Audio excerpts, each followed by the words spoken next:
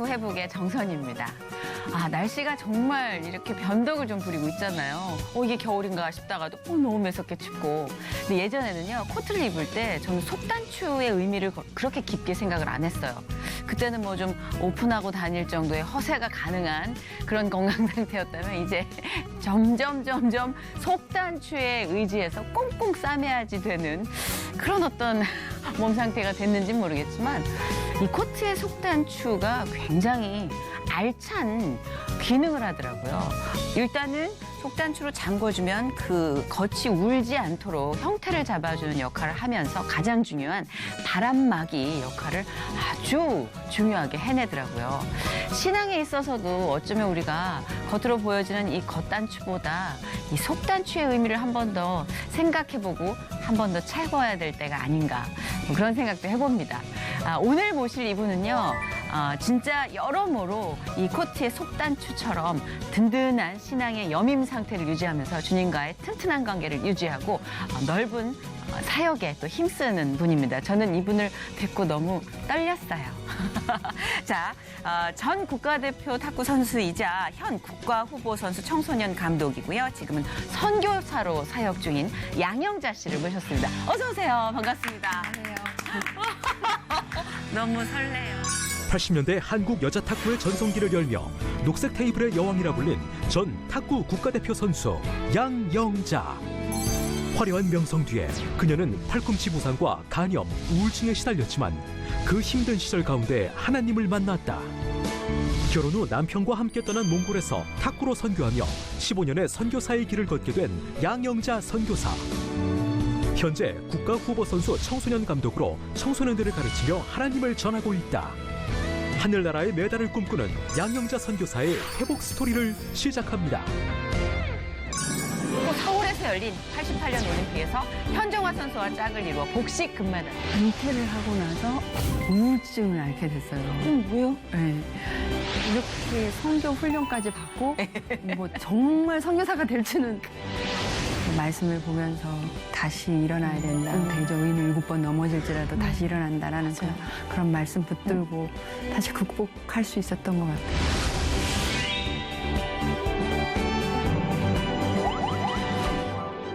국가대표 탁구 선수였고 88 올림픽의 주역이셨고요. 그래서 그런지 이렇게 딱 뵙는 순간 그때의 환호성과 국민적인 열기와 뜨끈뜨끈한 그 떨림? 이게 고스란히 막 저를 압도하는 거예요. 혹시 저 같은 반응을 보이시는 분들 계시지 않나요? 오랜만에 뵈신 분들은? 아니요. 아닌가요? 저만 그런가요? 그렇게 반응해 주셔서 너무 좋았어요. 진짜요? 저는 진짜 그렇더라고요. 그런 열기가 느껴지더라고요. 어쨌든 반갑습니다. 네, 반갑습니다. 그리고 역시나 그때도 이 녹색 테이블의 여왕이라 불리셨을 때도 그때 한미모 하신다라는 표현을 했었는데 그대로 방부 처리된 미모 상태를 유지하신 채 나와주셨어요. 약간 겸손하시려고 시동 거시는데 아니 아름다우십니다. 네. 지금 근데 깜짝 놀란 게 저는 얼핏 그 크리스찬이시라는 거는 알고 있었지만 선교사로 지금 사역을 다 하고 계시는 건 몰랐어요. 네. 양영자 선수 하면요. 88 올림픽 때 그 짜릿한 경기로 우리 국민들의 그때 한을 풀어주셨던 것 같아요. 그때만 해도 올림픽에 좀 우리가 한을 많이 남았는데 금메달을 거머쥔 그 모습. 한국 대 중국 여자 복식 결승. 환상의 컴비네이션 한국의 양영자 현종화조가 중국의 자오주민 천빙조를 누르고 우승했다.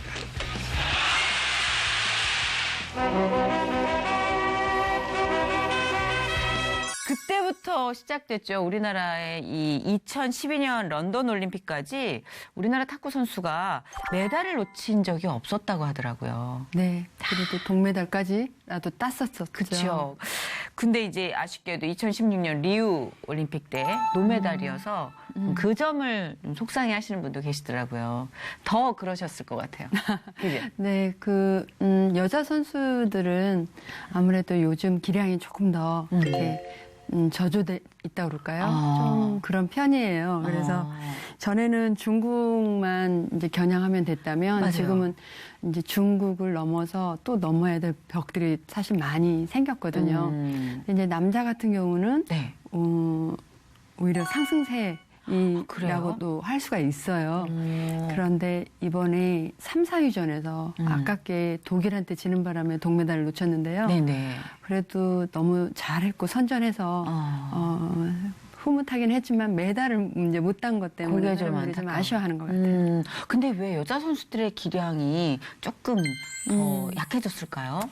그 이제 여러 가지 이유가 있는데요. 네. 탁구가 이전에 했던 탁구와 네. 지금 현재 탁구가 좀 바뀌었어요. 아, 그래요? 예, 이제 예를 들자면 네. 21점 까지였던 점수가 11점으로 바뀌었다든지 오. 공이 2.5g이었는데 2.8g으로 바뀌었다든지 아. 또 페놀드라고 이게 탁구는 두 가지 이제 잡는 게 있는데 쉐이크핸드나 페놀드 두 가지가 있는데 네. 전에는 페놀드로 많이 이제 선수들이 했다면 지금은 모두 거의 쉐이크핸드로 이제 바뀌면서 탁구 스타일이 좀 바뀌었어요. 아하. 근데 이제 우리나라의 그 개성이 있는 그 탁구가 조금 죽으면서 이제 현대 탁구를 중국에서 비슷하게 하려다 보니까 우리 개성도 죽고 중국 것도 아예 흡수가 아직 안 된 그랬구나. 그런 약간 미흡한 면이 있어요.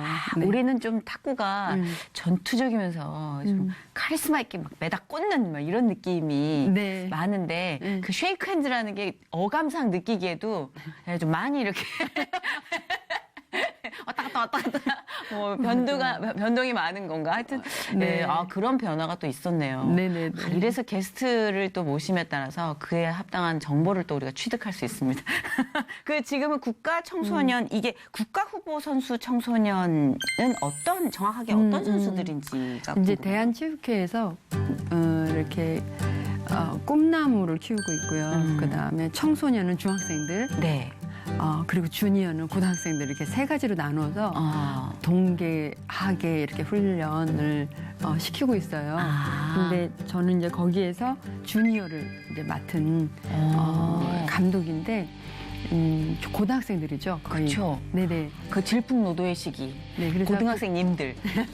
국가대표 후보라는 말 그대로 이 선수들이 잘해서 국가대표를 만드는 역할을 하는 거죠. 약간 부담스러운 포지션인 것 같아요. 그렇죠. 맞아요. 그리고 이 아이들이 혈기왕성한 아이들 아닙니까? 맞아요. 야, 이거 좀 듣기만 해도 어떻게 해야 될지 갈피가 안 잡히는데 뭐 그 다년간의 경험과 노하우로 얼마나 잘하고 계실지 안 봐도 알겠습니다. 그 선교사로도 또 사역하고 계신데 네. 그간 어떻게 지내셨는지 이게 연예인들에게만 근황을 여쭙는 게 아니라 우리 선교사님께도 그간의 근황이 좀 궁금해요.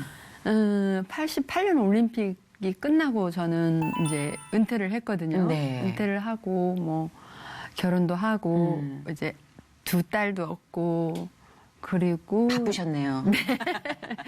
그리고 이제 선교사 되기 위한 훈련을 받고 97년도에 몽골로 선교사로 갔어요. 그러니까. 가족이 모두요. 네.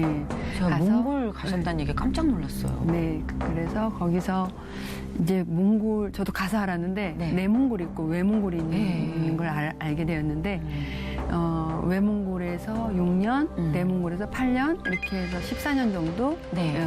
사역을 하고 그리고 4년 전 거의 5년 전에 아직 5년은 안 됐네요. 예. 네, 돌아왔죠. 와. 네. 그 15년 가까운 시간을 몽골을 안팎으로 지키셨네요. 그죠? 와, 뭐 자세한 이야기는 또 우리가 계속 네, 네. 시간을 갖고 얘기 나누겠지만 일단 양영자 선수의 프로필 제가 이렇게 또 꼼꼼하게 우리 조소연 작가가 준비를 했습니다. 소개를 좀 해드려야 될 것 같아요. 네. 한번 되새겨보는 의미에서 양영자 선수는 1964년 전북 익산 출생이십니다. 아까 말씀하셨는데 약간 그 어투에서 그 정감 어린 그 뉘앙스가 나왔어요. 아, 그랬어요? 제가 엊그제 KTX로 익산을 한번 다녀왔습니다. 초등학교 3학년 때 탁구를 시작하셨고요. 1979년 4월 유고슬라비아 노비사드에서 열린 제36회 세계 탁구 선수권 대회에서 15살, 15세 어린 나이로 대표에 발탁되어 주목을 받습니다. 이후 86년 서울 아시아 경기대회 단체전 1위 시작됩니다. 87년 인도 뉴델리에서 열린 제39회 세계 탁구 선수권 대회 복식 1위. 그래서 녹색 테이블의 여왕이라는 별칭을 얻었고요. 이후 서울에서 열린 정점을 찍을 때죠. 88년 올림픽에서 현정화 선수와 짝을 이루어 복식 금메달을 따게 됩니다. 이후 1989년 아까 말씀하신 대로 은퇴를 선언하시고 한국 WEC 국제선교회 선교사로 훈련을 받으신 후에 1997년 몽골에 가셔서 몽골을 안팎으로 이 복음을 전도하는데 새로운 인생을 시작하셨다는 이야기를 또 전해드리면서 초등학교 3학년 때 탁구를 시작하셨다는 이 대목이 너무 와닿았어요. 그때는 사실 지금은요. 좀 초등학교 때 뭔가를 준비하는 게 흔해요. 그때는 초등학교 3학년 때 이렇게 진로를 결정하고 뭐 이게 사실 전무후무할 때였어요. 그때 네. 73년도가요. 그러니까. 사라예보 이혜리사, 정현수 그 선배님들이 네. 세계대회에서 처음으로 단체전에서 우승을 하고 돌아왔을 때라 탁구의 붐이 있었던 때였어요. 타이밍이 또 네네. 열기에 그 휩싸일 영향을 때였군요. 받고 시작한 것 같아요. 그러면 진짜 탁구를 치는 모습을 보면서 뭔가 짜릿한 전율을 느끼신 거예요? 제가 탁구를 이렇게 치는 걸 보지는 못했는데 왜 근데? 이제 왜 금메달을 따는 열기들이 있잖아요. 그쵸. 막 탁구장이 많이 생긴다든지 네, 맞아요. 그런 케이스 같아요. 저희 학교가 갑자기 뜬금없이 그 클럽 활동 중에 탁구가 없었는데 탁구부가 생긴 그럴 거예요. 수 있어요. 네, 그래서 이제 맞아요. 선생님 추천에 의해서 이제 그 탁구부에 들어가게 된 케이스인데 네, 박태현 선수가 메달 딴 이후에 빈 체육관에 그렇게 물을 채워 넣었다고 그러잖아요. 다 수영장 만들어가지고. 그래가지고 그 얘기도 있었어요. 수영하다 겨울 되면 얼려서 우리 김연아 선수 만들고 또 얼음 녹으면 수영하게 해서 박태현 선수 만들자는. 근데 국민적인 그 뜨거운 붐과 함께 했다는 것도 굉장히 럭키하셨던 것 같아요. 네, 그랬던 것 그렇죠. 같아요. 근데 몸이 좀 민첩하셨어요, 옛날부터? 사실 제가 탁구 네. 하게 된 동기도 네. 이제 저희 반에서 그림을 그리러 풍경화를 그리러 산에를 선생님 데리고 가신 거예요. 네. 근데 선생님이 이렇게 보니까 제가 이렇게 앉아서 얌전하게 이렇게 그림을 그리는 것이 아니라 막 친구들 어떻게 그리는지 왔다 갔다 막 하고 있더라는 거예요. 그래서 그때 그렇게 생각을 하셨대요. 제가 좀 탁구를 네.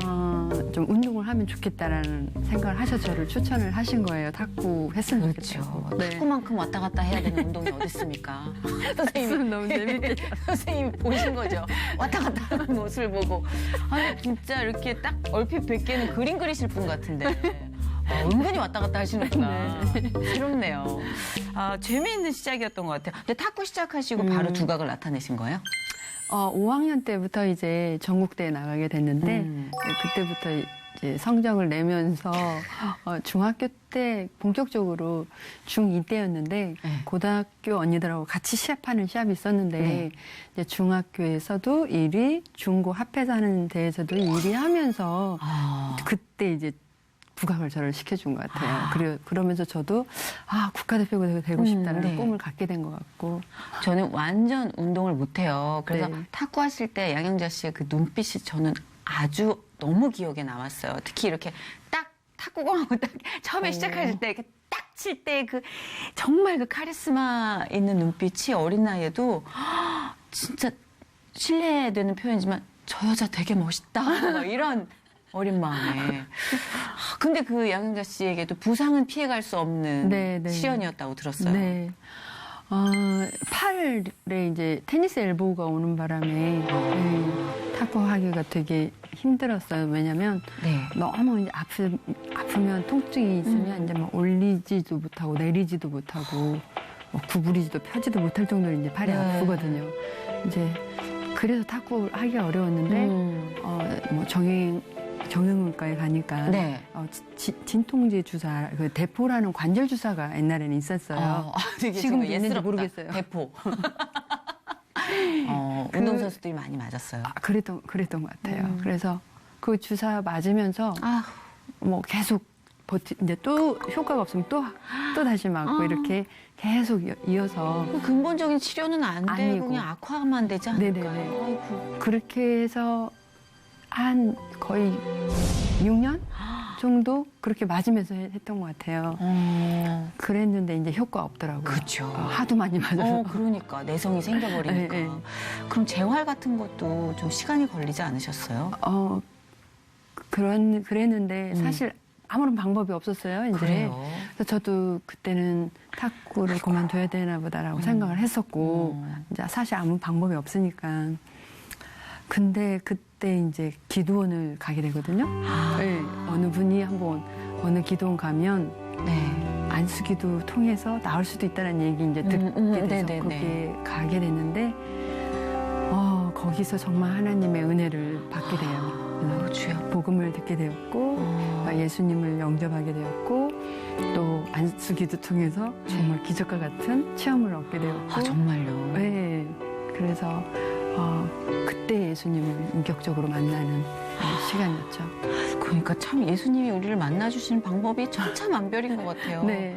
그러니까 정말 크리스찬으로서 또 귀한 경험을 하신 거잖아요. 그 치유의 연사를 경험한다는 네, 맞아요. 건. 네. 그렇구나. 그래서 다시 운동할 수 있었거든요. 그랬는데 또 간염이 나중에 1년 후쯤 간염으로 간염이요? 네. 술을 좀 하세요? 저희 가족의 내력이 간이 다 안 좋아요. 저희도인데? 아, 조심해야겠다. 그래가지고 진짜요? 사실 어머니, 오빠, 언니까지 다 진짜요?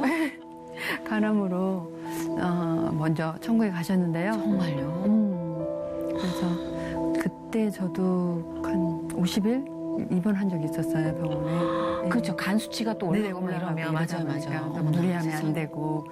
그런데 가족력이구나. 네.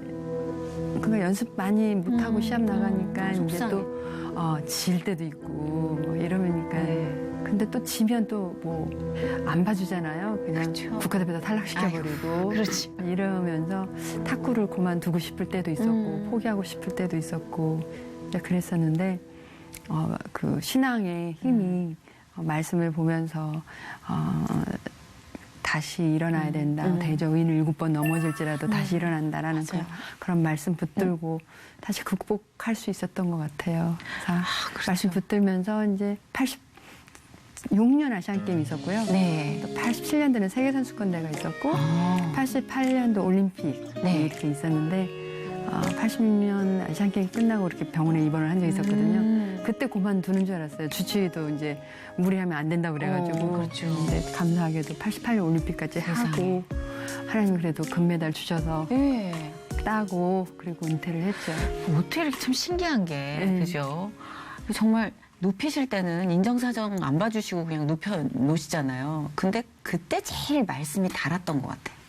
그죠? 무기력하게 그냥 아무것도 못할 때가 기도와 말씀이 제일 네, 네. 나에게 달았던 순간. 맞아요. 제가 네.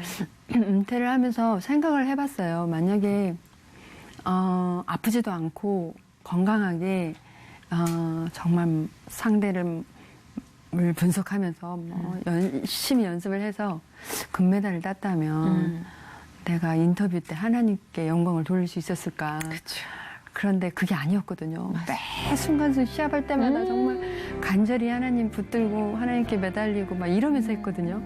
그래서 딴 금메달이어가지고. 맞아. 그래서 너무 귀하다. 하나님께서는 어떤 막 기술적인 이런 것보다는 네.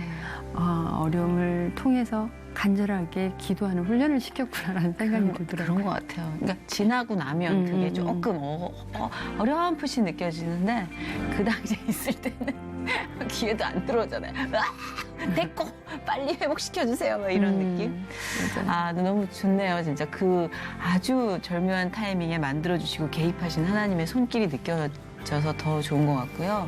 그러고 나서 사실은 이제 그런 명예와 그 국민적인 사랑을 좀 더 누리고 싶을 법도 한데 그냥 정말 너무 예정돼 있던 것처럼 88년 올림픽 끝나고 나서 89년 은퇴를 선언하시고 바로 선교자로서의 훈련에 들어가신 건가요? 바로는 아니고요. 제가 그러니까 은퇴를 하고 나서 제가 소속해 있던 그때는 제일모직이었는데 지금은 이제 그게 삼성생명으로 바뀌었지만 탁구단이 네. 그쪽으로 바뀌었지만요. 거기서 지도자 생활을 한다고 이제 시간을 좀 보낸 적이 있어요. 그래서 대학원에 가서 야간에 공부도 하고 네. 주간에는 또 지도하고 네. 이렇게 좀 보낸 적이 있었어요. 근데 우울증을 앓게 됐어요. 왜요? 네. 내가 이래서 우울증이 있을 수 있었구나라는 생각을 했던 게 뭐였냐면 뭐 여러 가지 이유가 있었던 것 같아요. 근데 그 중에 하나가 있다면 저희 가정이 저는 어렸을 때부터 이렇게 화목하고 행복하고 이렇게 그러질 못했거든요. 늘 부모님 싸우시는 모습을 보면서 막 울면서 학교를 가야 했고 또 오빠 중에 이렇게 부모님 속을 썩히는 오빠들이 있잖아요. 오빠가 있어서 근데 지금은 굉장히 이제 예수님도 잘 믿고 전도도 잘하는 오빠가 그런 분들이 있는데 돌아서면 정말 엄청나게 바뀌어요. 그렇죠? 근데 그때는 오빠 되게 이제 미운 거예요. 그쵸, 어린 마음에. 어떤 미움이나 어떤 막 마음의 분노나 증오 이런 것들이 이제 있었는데 늘 시합하고 타고 하면서 이걸 꾹꾹꾹 이제 눌러놓고 있었는 거예요. 그러니까 그분이 이제 내적 치유가 돼야 되는데 그게 되지 않은 상태에서 있다 보면 조울증, 뭐 우울증, 올 확률이 많다라는 이제 말씀을 하셨어요. 연예인들이랑 비슷하다. 운동선수들 연예인도 저를 포함해서 많아요. 그게 왜 방송을 할 때 스트레스를 많이 받는다고 하잖아요. 사람들은 아니에요. 운동을 할 때 스트레스보다 가정사로 스트레스를 받은 걸 방송으로 푸는 친구들이 굉장히 많아요. 근데 마찬가지로 운동으로 누르시고 네네네. 극복하신 거잖아요. 근데 그게 딱 스톱이 되니까 올라오는 거죠. 그렇죠. 그렇구나. 그러면서 어머님이 또 먼저 천국에 가시게 되면서 제가 엄청난 그 우울증에 시달린 적이 있어요. 듣기로는 어머님이 신앙적으로도 굉장히 네. 중심을 잡아주시던 물론 이제 분이셨다고. 많은 분들의 어머님이 다 똑같겠지만 네. 저희 어머님은 제가 중학교 3학년 때부터 탁구를 할 때 얼마든지 탁구 할 수 있도록 경제적으로도 지원해 주셨던 분이고 또 뭐 열심히 새벽기도 철야기도 나가면서 저를 위해서 기도해 주셨던 정말 기둥과 같은 그런 어머님이셨는데 이제 63세이셨어요. 간암으로 투병생활 하시다가 이제 먼저 이제 천국에 너무 가셨고. 젊으실 때. 네. 그래서 우울증이 한 달, 두 달이 아니고 엄청 그랬구나. 오랫동안 알았어요. 한 1년 반, 거의 2년을 이렇게 좀 드러내지 않고 지낸 적이 있었죠. 그럴 수 있을 것 같아요. 맞아요. 상담도 계속 받으시면서. 네네네. 근데 저도 이제 겪어봤지만 기도조차 안 나오는 순간이 맞아요. 있더라고요. 사탄이 네네. 그럴 때 가장 연약함을 타고 들어오는 걸 전 느꼈어요. 그쵸. 그래서 정말 어떤 땐 사람 너무너무 만나기 싫고 맞아. 아예 혼자 이제 있고 싶고 그리고 사탄이 이제 그렇게 속삭이는 것 같아요. 하나님이 너를 더 이상 사랑하지도 않아. 너를 버리셨어. 버렸다고. 이 세상에는 너 혼자만 있는 것 같은 느낌을 갖게 하고 그렇게 신앙하고도 이제 멀게 느껴지는. 사탄들이 비슷한 카드로 돌려막기 하는 것 같아요. 비슷해. 너는 끝났어. 하나님 널 버렸어. 이제 더 이상 사람들하고도 넌 어울릴 수 없어. 이 녀석들 이거. 그러니까 네. 다시 못 일어날 거라고 사람들이 생각하고 맞아요. 이제 다 이제 떠나는 거죠. 제 곁을. 그때야 비로소 이제 하나님 고독하고 외로운 속에서 하나님을 만나는 법을 배우는 거예요. 아주 절대적인 고독. 네네. 그래서 그러셨구나. 그런 우울증이라는 시간이 있었기 때문에 몽골에 갈 수도 있었고 또 몽골에 가서 사실 저희 사역했던 데가 네. 수도에서 한 또 10시간 기차를 타고 들어가는 시골 지역이었는데 그러니까 동쪽 고비 사막에 있는 네. 쪽이었는데 한국 사람이 뭐 있는 것도 아니고 그 당시는 뭐 핸드폰, 인터넷 이런 게 전혀 이제 없어요. 뭐 전화 한번 그랬을 걸려면 거야. 우체국 가서 해야 되고. 진짜요? 네. 그러니까 그러한 척박한 곳에서도 이제 지낼 수 있었던 것이 그 우울증의 그 기간을 통해서 또 하나님 말씀을 다시 공부하기 시작하면서 큐티 그 묵상의 시간 그 훈련들이 있었기 때문에 네. 몽골에 가서도 지낼 수 그렇죠. 영성을 유지할 수 있었구나라는 생각을 맞아요. 해요. 근데 가끔씩 살다 보면 이제 우리가 여행 가서도 길을 한 번씩 잃잖아요. 그럼 꼭 그렇게 길을 잃고 헤매다가 맛집을 발견해요. 그래서 길을 잃는 게 썩 나쁜 건 아니구나라는 생각이 드는데 아까 이제 말씀하신 그 우울증을 겪고 힘들었던 시기에 근데 이게 맛집 발견이라는 참 저렴한 비유를 써서 그렇지만 운명의 상대를 발견하셨다는 얘기를 듣고 네. 예, 그러니까 하나님의 정교한 솜씨를 좀 느낄 수가 있어요. 그 얘기를 좀 해주세요. 어떻게 그 지금의 이제 남편 되시는 분을 네네. 만나셨는지. 일단 제가 사랑의 교회 청년부에 있었어요. 아, 예, 예, 예. 있었는데 저희 남편도 이제 사랑의 교회 청년부에 이제 있었어요. 교회에서들 다들 만나는구나. 아, 그런데 그때는 이제 사람들이 이제 아무래도 많다 보니까 뭐 직업이 뭔지 이름이 뭔지 이제 모르고 워낙 교회가 있었다가 많- 얼굴만 그냥 알고 있었어요. 아, 네네네. 그랬는데 제가 이제 우울증이 있었다고 했잖아요. 네네. 그때 뭐 막 이상하게 신문도 막 나고 이러다 보니까 그래요? 예. 뭐 아무래도 드러내지 않고 그러니까 막 기자들이 맞아요, 이상한 기사도 쓰기도 하고 막 그분들이 그러거든요. 굉장히 크리에이티브한 분들이야. 그냥 창의력이 아주 그냥 가끔 몇몇 분은. 예.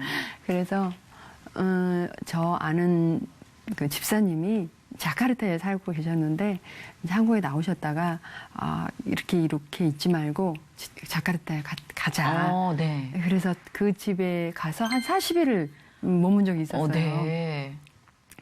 그랬는데 어느 날 어느 코트라 관장님이라는 분이 네. 저희 점심을 사주기로 했어요. 네. 근데 점심 때 나와 보니까 어느 청년이 나왔는데 얼굴을 보니까 사랑의 청년부에서 봤던 청년이었던 네네. 거예요. 근데 이 청년이 기자였던 거예요. 아. 연합뉴스 이제 국제부 네. 기자였던 거예요. 오. 그래서 동남아에 이렇게 출장차 취재를 하러 왔다가 네. 그 코트라 관장님 경제 기사를 쓰러 와서 이제 이렇게 기자들은 전도를 잘 안 하는데 그날따라 하고 싶더래요, 그분을. 네. 그래서 한번 물어봤대요. 혹시 교회 다니세요? 그랬더니 자기는 온누리 교회 장로라고. 그래서 그러면 기자님은 어느 교회에서 왔어요? 그러니까 사랑의 교회에서 왔다고. 그러니까 오늘 점심 사랑의 교회 사람들 내가 점심 사기로 했는데 같이 갑시다 해서 나와서 이제 보게 된 거예요. 근데 제가 머물고 있는 그 집사님이 거기서 끝낸 게 아니라 네.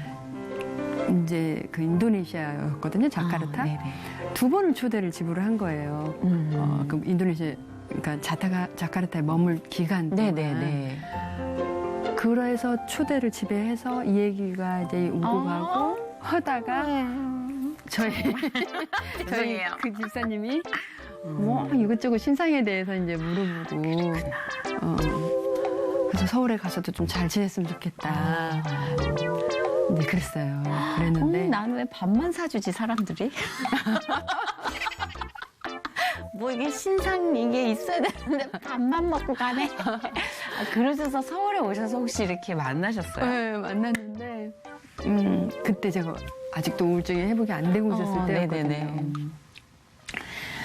그래서 하루는 내 상황을 얘기를 해야 되겠다는 생각이 들었어요. 그래서 지금 나는 우울증에 있는데 그러니까 세상 이렇게 다니는 사람하고 같은 느낌이 없다. 마치 나는 꿈속에서 있는 것 같고 저 사람하고 나하고 다르게 느껴지는 지금 상태다라고 얘기를 했어요. 네. 얘기를 했는데 그럼에도 불구하고 이제 저희 그 남편 되는 분이 이제 계속해서 본인이 새벽기도 나가서 큐티만 들었던 말씀, 큐티했던 걸 이제 만나면 나누고 또 제가 이제 디프레스 돼 있는 그걸 어떻게든지 끌어올리게 해주기 위해서 기도해주고 계속 그렇게 해줬어요. 그러다가 이제 결혼을 하게 됐는데 예, 엄청 큰 힘이 됐죠 그때. 그랬구나. 그러니까 참 어떤 방법을 쓰실지 예측할 수가 없는 것 같아요. 그죠? 사랑하는 아들과 딸을 어떻게 이제 어떤 그림 안에 넣을까 얼마나 고심하셨을까 우리 하나님이. 그런데 이렇게 또 두 분이 몽골로 선교를 가게 될 건 또 꿈도 못 꾸셨을 거 아니에요. 그렇죠. 저는 네.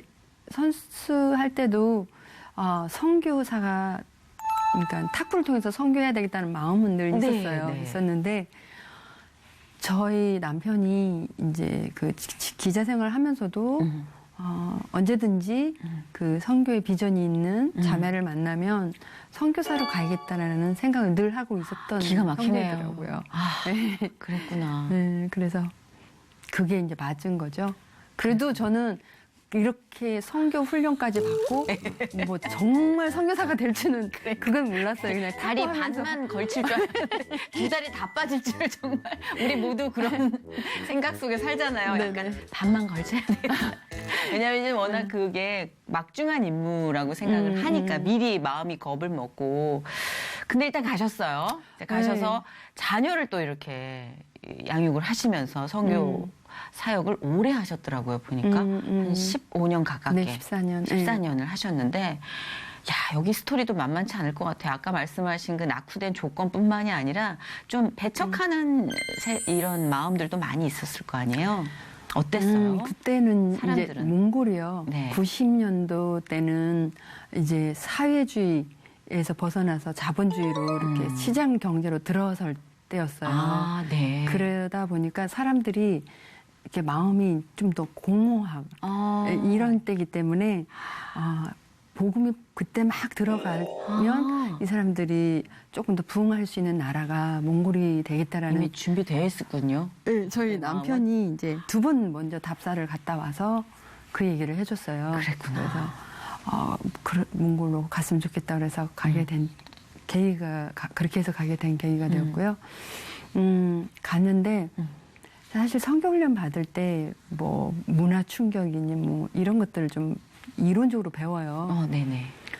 근데 이론적으로 배우는 거하고 실제 가서 생활하는 거는 너무 달라요. 다르죠. 그러니까 모든 이론하고 다른 것 같아요. 언어도 물론 뭐 다르기도 하지만 이제 문화가 되게 이제 다른 거예요. 거기도 전통이라는 게 있을 테니까. 네네네. 이제 뭐 종교도 남아불교, 그 나라 종교가 남아불교고. 그렇구나. 공산주의에서 얼마 이제 벗어난 지 얼마 되지 않았기 때문에요. 네. 지금은 안 그러겠죠. 근데 네 거 내 거에 대한 개념이 그 당시는 별로 없어요. 그래서 이 사람한테 돈을 꾸잖아요. 그러면 잘 살고 있는 사람이라면은 안 갚아도 된다는 그런 인식이 있고요. 그리고 어떤 시간 개념이나 이런 게 그러니까 물론 뭐 전화도 없고 핸드폰도 없으니까 그러겠지만 이제 무작정 찾아오는다든지 그렇죠. 예약이 없네요. 이제 집 계약을 하잖아요. 네. 이제 우리나라 같으면 1년이면 1년, 2년이면 2년 살고 있다 이제 그런 그렇죠? 계약이죠. 네.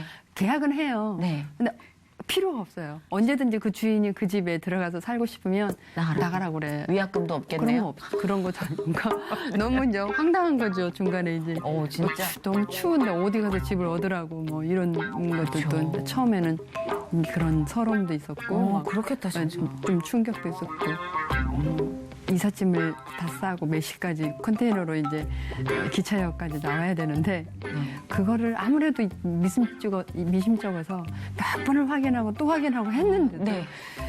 이제 트럭 뭐 불러서 운전사도 있을 거 아니에요. 네. 그 시간들도 다 있는 건데 3시에 온다는 기차가 밤 9시에 오더라고요. 대단한데요. 뭐 대단한데요. 이런 거면 아무튼 이런 자유분방하기가 입으로 말할 수가 없네요. 아니 공산주의 체제에서 민주주의 체제로 바뀐 지 얼마 안 됐다면서 어떻게 그렇게 시간은 널뛰기라지. 근데 그렇게 네. 약간 이제 그 개념 정리가 안 될 때 혼란스러운 시기가 있잖아요. 지금은 안 그럴 그때, 거예요. 그쵸. 그때는 조금씩 그렇지만. 지금도 아주 많이 뭐 이렇게 개선된 건 아니겠지만 그래도 2004년에는 내몽골이라는 중국 안에 자치주 네. 그쪽으로 갔기 때문에 그 이후에 제가 아직 방문을 안 해봐서 몽골 잘 상황을 모르겠어요. 또 모르고. 근데 이제 몽골에서는 정확하게 그럼 어떤 사역을 하시게 된 건가요? 처음에는 몽골어를 2년 동안 이제 배웠어요. 저희 그 웩이라는 그 단체 안에서는 네. 아무 사역 안 하고 언어 공부를 먼저 하게 하거든요. 그게 중요하니까. 네. 그렇게 해서 처음에는 남편이 이제 우리 시골에 갔다 그랬잖아요. 그래서 이제 교회 개척을 한 거예요. 네. 현진 크리스찬 3명이 있었어요. 그래서 거기에 집에서 이제 먼저 모이기 시작하고 또 성교사들이 시골에 가서 사역을 하고 싶어도 비자 받기 어려워요. 근데 저는 탁구를 이렇게 가르쳐 준다는 이유로 비자를 쉽게 이제 받을 수가 있었기 때문에 비자를 받아서 어린아이들에게 탁구를 가르쳐 주면서 또 이제 그렇게 사역을 그랬구나. 하고 있었어요. 탁구가 몽골에서도 탁구를 많이 치는 분위기인가요? 사실 몽골은 뭐 말, 레슬링, 그니까. 뭐 활 네, 이런 좀 게 이제 많이 유명하거든요. 돌아다니잖아요. 맞아요, 맞아요. 네. 그래서 탁구를 잘하지 못해요. 하긴 하는데 그리고 육식을 하는 그 나라잖아요. 네. 거기는 진짜 없는 고기 없는 것 같아요. 막 낙타고기, 말고기부터 시작해서 육고기는 정말 많이 있는 것 같아요. 네. 근데 힘을 쓰는 이제 운동을 잘하는 그렇죠, 것 같고, 그렇죠. 근데 탁구는 조금 이제 벗어나는 그렇죠. 거거든요. 약간 사실은. 성향하고도 안 맞는 운동이잖아요. 음. 실내 스포츠라고 그런데 하니까. 또 그 시골에도 탁구를 하는 어린이들이 있었어요.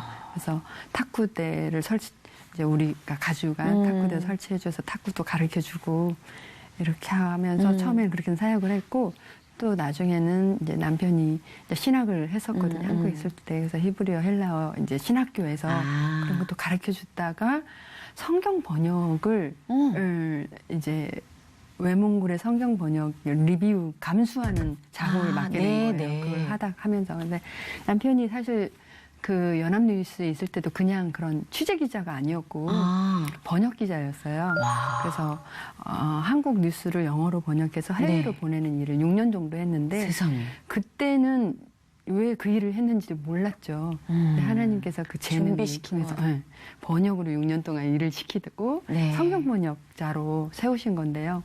그래서 이제 그 감수 일을 하다가 그리고 내몽골에 간 이유는 외몽골과 내몽골에 이 몽골 사람들이 말은 통해요, 서로. 네. 근데 이 글이 다른 거예요. 그러니까 외몽골은 키릴 문자라고 해서 네. 러시아 문자를 가져왔고요. 네. 그 내몽골 중국 자치주라는 중국이죠. 건 예. 자기 고유의 문자를 쓰고 있는 거예요. 또 네. 그러니까 이 키릴 문자를 내몽골 사람들은 모르네요. 모르는 거죠. 같은 몽골이라도. 네, 같은 몽골이라도. 그래서 이제 그 성경을 절로 가져가면 이제 못 알아보니까 네. 내몽골어로 성경 번역을 하게 된 거죠. 와, 그렇구나. 그곳에 이제 일본 선교사가 먼저 하고 있었고 네. 같이 합류해서 네네. 같이 이제 그 번역을 하게 됐죠. 그 전혀 다른 어떤 사역으로 이렇게 조금 더 넓게 폭넓게 선교를 하시는 것 같아요. 이 탁구와 언어 번역과 그죠? 저희 남편은 제 탁구 사역을 도울 수가 없고 저는 또 저희 남편의 성경 번역 사역을 도울 수가 없고 완전히 서로 독립된 따로따로. 어떤 선교 사역을 지금 네, 하고 네. 계시는데 기억에 남는 스토리들이 좀 많이 있으실 것 같은데 선교 사역 중에 예. 탁구를 가르쳐 준 이제 초등학교 애들이 있었어요. 네. 그런데 거기에 탁구 선생님이 계셨어요. 네. 근데 이 선생님이 전문 선생님이 아니고 탁구를 이제 좋아를 하면서 탁구 그렇죠. 선생님이더라고요. 그렇겠죠. 예. 근데 직업은 화가이셨어요. 화가요. 오, 그림 그리시는 그림을 분이. 그려서 이제 기차 우리가 사는 지역이 셴샨드라고 중국을 가기 전에 네. 멈춰서 한 20분 정도 쉬는 지역이었어요. 거기가. 네네. 그러니까 중간 지역이었어요. 중국과 이 몽골 사이에. 네네. 거기서 그림을 이제 깔아놓고 팔고 했던 그런 선생님인데 네. 몽골 사람들이 보면은 막 체격이 굉장히 그렇죠. 크게 돌아다니는 네. 분들이라서. 골격이 고기랑 고기도 다 드시는 분들인데. 그때 그분 또 막 생긴 것도 조금 막 이렇게 골격이 있으시고. 가게 좀 생겨서 네. 처음에는 좀 말을 못 붙였었는데 이제 어느 정도 탁구를 이렇게 아이들 가르쳐 주다가 우리 집에 초대를 해서 좀 내 간증을 좀 해야겠다. 전도 좀 해야겠다는 생각을 했어요. 네. 제가 가지고 온 비디오도 있었고 옛날에 네. 뭐 올림픽이니 뭐 했던 것도 네네. 있으니까 그걸 보여주면서 자연스럽게 하려고 네. 이제 초대를 했어요. 했는데 이 선생님을 초대할까 말까 하다가 안 하는 게 좋겠다 이런 생각을 했어요. 네. 왜냐하면 괜히 아이들에게 내가 간증하고 전도하는데 이 선생님이 방해하면 어떡해? 라는 생각을 이제 한 그럴 수 거예요. 있죠, 인간적으로. 그래서 이제 약속한 날 아이들이 우리 집에 왔는데 네. 나 초대 안 했잖아요, 이 선생님. 네. 그냥 왔어요. 오. 거기서 소문을 들었는지. 당혹스러우셨겠다. 뭐 할 수 없이 이제 비디오를 보여주면서 네. 이제 간증을 하고 이제 전도하면서 이렇게 딱 끝냈어요. 다 끝내고 애들은 다시 돌아가고 집에 가고. 근데 이 선생님이 안 가시는 거예요. 집에 네. 가셔야 될 때가 네네. 됐는데도 네. 안 가시는 거예요. 그래서 그렇다고 그냥 근데 안 가시는 이유가 있었어요. 뭐냐면 궁금한 거예요. 궁금한 게 이것저것 많았던 거예요. 한국에 대해서 아니면 제 간증에 양육자에 대해서 내가 대해서. 팔이 아파서 나았잖아요. 네, 네. 그걸 정말 하나님이 음. 그렇게 기도해서 정말 나았냐고 그것도 너무 신기했고 그 사람한테는. 그렇겠죠. 네. 그리고 내가 간염이 있었는데 또 이렇게 극복하고 금메달을 네. 이제 따고 했잖아요. 뭐 이런 것도 정말 하나님이 살아계신지 너무 궁금한 거예요. 이렇게 물어보길래 그렇다라고 이제 얘기를 했어요. 근데 저희 모임에 수요 예배도 있었고 철야 예배도 있었고 그랬어요. 네. 근데 이분이 수요 예배부터 참석을 하는 거예요, 우리 예배에. 그러면서 너무 이제 기뻤잖아요. 그러는데 이분이 하루는 저희들에게 간증을 자기가 성도들 앞에서 간증을 좀 하게 해달래요. 그래서 너무 반가웠어요. 네네. 와요. 그렇네. 자기가 그렸던 그림 2개를 가져왔어요. 네. 가져와서 하나는 예수 믿기 전에 그렸던 그림이고 네네. 하나는 예수 믿고 나서 그렸던 그림 2개를 저희 이렇게 보여주면서 네.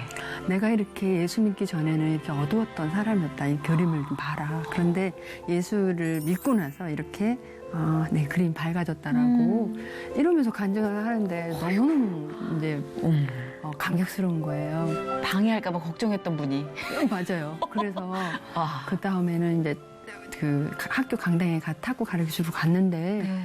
이 선생님이 갑자기 탁구를 하기 전에 애들아 이리 모여봐 막 이러는 거예요. 네. 뭐 하려고 그러나 하고 이렇게 보니까 선생님이 애들아 연습하기 전에 기도하고 시작하는 거야. 어머. 그러면서 기도를 탁 하고 그러고 이제 연습을 하는 거예요. 세상에. 저희가 거기서 이제 떠날 때 네. 그분이 리더가 이제 장로 리더가 그렇죠. 되어서 그렇겠네요. 흐름상. 와. 그래서 내가 생각한 건 사람을 외모로 취하지 말라는 말씀이 살짝 네, 이제 살짝 선입견도 그때, 있을 예. 법하죠. 근데 제가 그래서 야, 때를 대단하시다. 어떤지 못 어떤지 전도하라는 그런 말씀을 기억났어요. 그렇겠네요. 네. 감동의 여운이 굉장히 길게 남으셨을 것 같아요. 네네네. 그랬구나. 근데 참 보면 이렇게 이제 짧은 시간 양영자 씨의 삶을 통해서 역사하신 하나님의 흔적들을 이렇게 느끼면서 다시 한번 참 대단한 하나님의 뜻을 깨달은 게 보통 우리가 선교하면 되게 부담부터 갖져요. 어디 떠나야 되나? 내 직장 다 그만두고 어디 옮겨야 되나?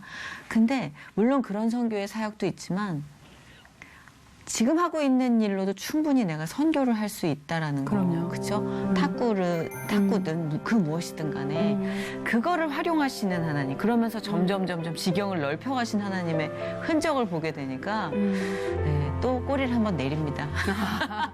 그만 버티자. 네, 저도 한때 다 내려놓고 베드로처럼 떠나야 되나? 아니에요. 그게 저의 계획이었더라고요. 저의 생색이었고. 그래서 참 재밌게 우리의 삶을 엮어가고 계시는 하나님 다시 한번 사랑을 느꼈어요. 맞아요. 기도 제목 혹시 있으시면 함께 나눌까요, 우리?